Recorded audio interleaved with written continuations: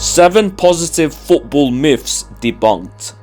In other words, where yesterday we were concerned with clarifying a collection of character crucifications, right now we'll raid, ravage and reject an array of erroneous recollections that wrongly refine a range of reputations. Get ready. Let's roll on. Number 7. CR7 doesn't drink alcohol. He does? Well, maybe not right now. The point is, unlike what has been very frequently reported throughout his career and has been added to even as recently as a couple of weeks ago by his former teammate, CR7 has drank alcohol and does so on occasion. Like, yes, he's cognizant of not going overboard due to the tragic circumstances surrounding his father's death, but he's not completely straight edge, and has by a few of his teammates' admissions drank alcohol on the rare occasion. Emphasis on rare. How rare? Well, here's him drunk following the final of Euro 2016 after practically taking a sip of champagne. Es la imagen de la felicidad plena. What a lightweight, fam. Did I use that term correctly? Sorry, I actually don't drink. Number 6. Alan Shearer chose loyalty over trophies. Crazy to think it's been almost 20 years since Alan Shearer hung his boots up, which, judging by your grammar in the comment section, I'm guessing is about 18 years before most of you were born. But I'm pretty sure even those of you who haven't actually seen him play would by now have heard about the legend Alan Shearer is for Newcastle United, with some of you perhaps even having looked into the story about him turning down Sir Alex Ferguson during the peak of United dominance to sign for his boyhood team out of love. Well, strictly speaking, that did happen, but there is some backstory to this. You see, over the years, the way this story has been told is that Shearer, when having had to leave Blackburn due to their financial troubles, had a choice between guaranteed trophies at United or little old Newcastle, where he would flounder about in the mid-table but at least get a chance to live his dream. Reality: Newcastle United were actually the second best team in the country when Shearer joined, spending a lot of the previous season at the top of the table, even 10 points clear on Boxing Day. And with world-class talent already in the books like Ferdinand, Peter Bisley and David Ginola, Alan Shearer was basically signed as a final piece of the puzzle to take Newcastle to the title. It didn't quite work out like that. They finished second the following year too, but then began a gradual downfall. But fact is, the choice Big Al made in signing for Newcastle, when considering all the context, such as yes, having the chance to play for his boyhood team, but also having a very realistic chance to win with his boyhood team, while also basically being treated like royalty by the entire city, let alone football club, which he never would have at United, I think it's fair to say that there are a lot more thought going into that decision than just childhood memories. Real life isn't that innocent, kids. Number 5. MSN ruled football for about 6 months.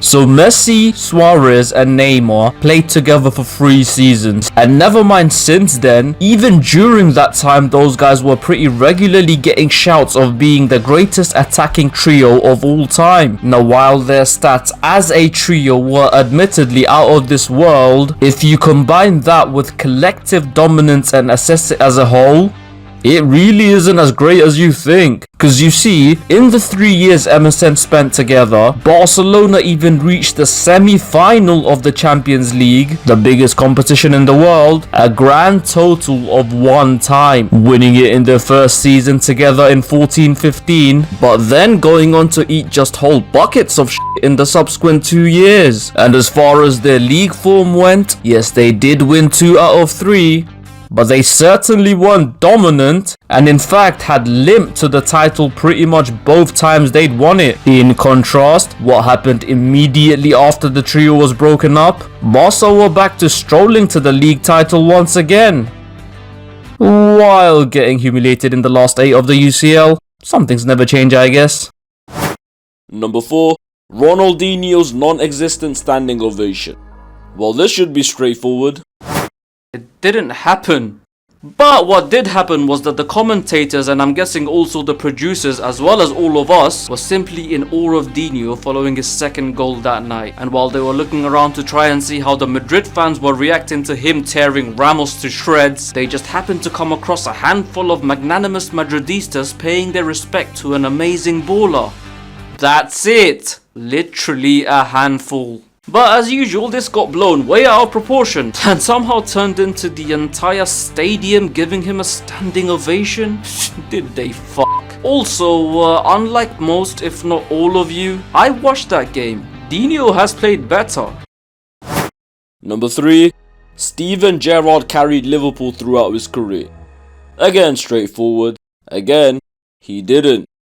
You see, in the 17 years Steven Gerrard spent with the Liverpool first team, I can honestly say that he was a true one-man team in just 2 of those seasons. But because one of those seasons happened to be the season where they won the Champions League in one of the greatest finals ever, where he scored the opening goal, lifted the cup, and what I feel heavily adds to the revised narrative of him carrying Pool throughout his career, he famously rejected a move to a better team to remain with them the following summer. Regardless though, if you attempt to assess it objectively, apart from 04-05 as well as the following season where Stevie had actually gotten even better and also brought the FA Cup home mainly on his own, he never carried Liverpool like he's given credit for. Because you see, Liverpool from 1998 to 2004 were mainly a very solid and organised team and had one of the best players in the world in Michael Owen in their books, as well as a couple of others deemed as being one of the best in their positions during that time like Robbie Fowler and Didi Hamann. And then after 2007, they probably had their best team during Gerrard's time there. You know, the one with the likes of Alonso, Hippier, Mascherano, Kite, Crouch, Barbel, and once again, one of the best players in the world in Fernando Torres. He then spent large parts of the following 2 seasons out with a groin injury, can't carry them if you're not there, and by the time he was fully fit again, he had to change his game as he wasn't the player he once was.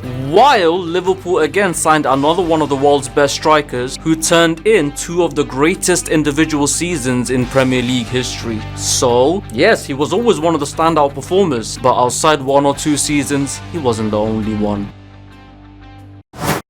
Number 2. Claude Makelele invented a new position.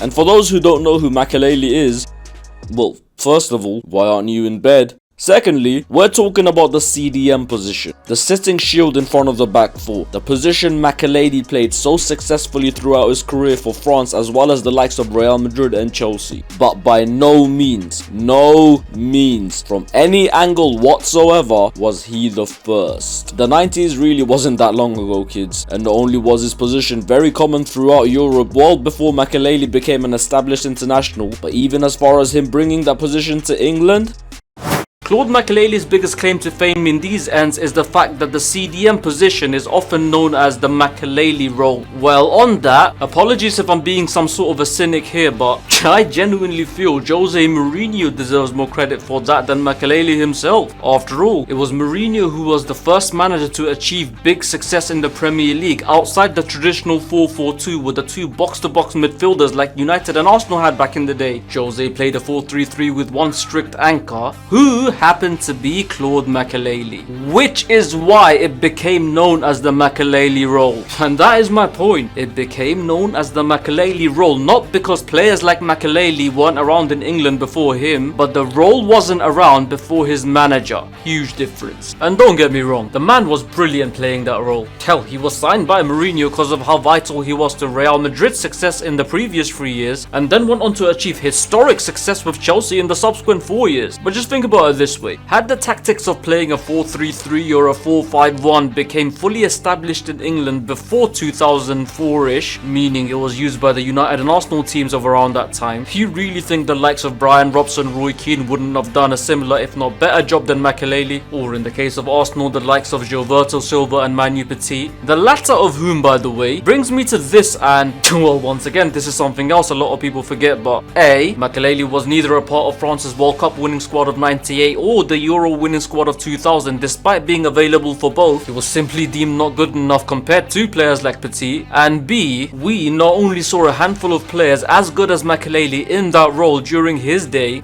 but we have since then basically seen someone who's basically an improved version of him in basically every way, in the cutie that is N'Golo Kante. Again, think about it.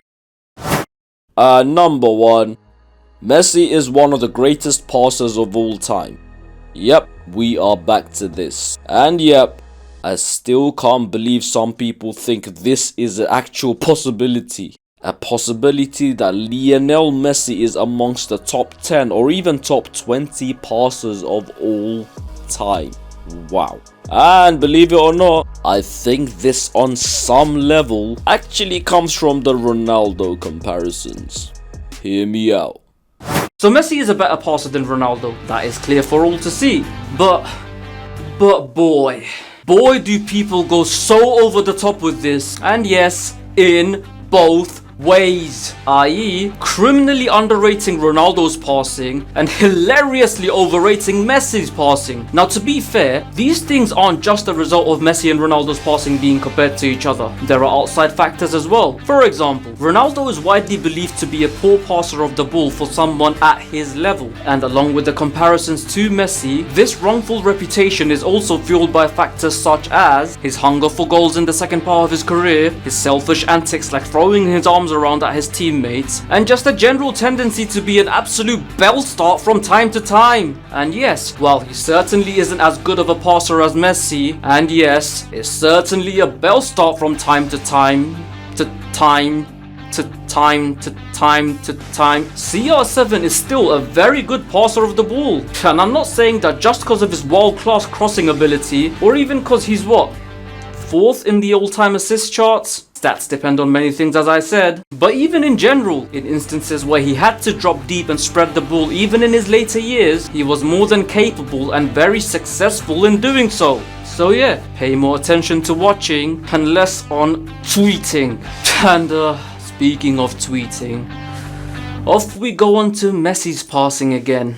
So as I said, Messi's passing being overrated isn't just because he's clearly a better passer of the ball than the player he's always compared to. Another key factor is that Leo's best pass is his final ball. A ball which, when it works, looks brilliant and therefore can be instilled in these video compilations and thus eventually aid in altering the casual's perspective of his overall passing.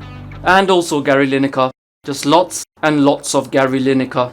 And these factors makes a lot of us lose sight of facts like Messi never drops deep, sits in and pulls strings. And yes, I know that isn't his job, but maybe stop comparing his passing to people whose job it is to do that. Not to mention also, his passing is extremely one-dimensional, something which was heavily exposed during his time at PSG. Watch this for more info. And last but not least, while these line-breaking passes look spectacular when played back-to-back, their actual success ratio is, well, disgustingly low. And yes, I know, even someone like KDB has a low success rate when it comes to that pass. But you see, unlike Messi, that isn't the only arrow in KDB's passing quiver. Because this guy can also play as an 8, as a 10, out wide, and even up front. And still use his passing and link-up play to dominate games, since his decision-making and awareness of where each player is practically second to none. On the contrary, whenever Messi plays in a position out wide, for example, he either cuts in and shoots, relies on his dribbling to get him to a position where he can play that final ball, tries to play that final ball from stupid positions anyway when he realizes he can't dribble his way out of trouble, or, more so nowadays than ever before, he simply gets brushed off the ball. And that is why, my friends, this forced and fairly far-fetched footy fallacy frequently featuring in the forefront of forums of both fans and famous players is so flippant figuratively foreign to yet frankly fascinating for a fellow follower of football like me. Because facts are, Ronaldo is a very good passer of the ball, but just not as good as Messi. While Messi is one of the best passers of his generation among forward players, but when you factor in those playing deeper like midfielders or even players out wide, he simply doesn't make the cut. And as for those who think he's up there as one of the greatest passers of all time, yeah, get help. But not from me though. My knowledge on optometry is very low, you see. Just like yours in football, troll. Till next time, you keep rolling.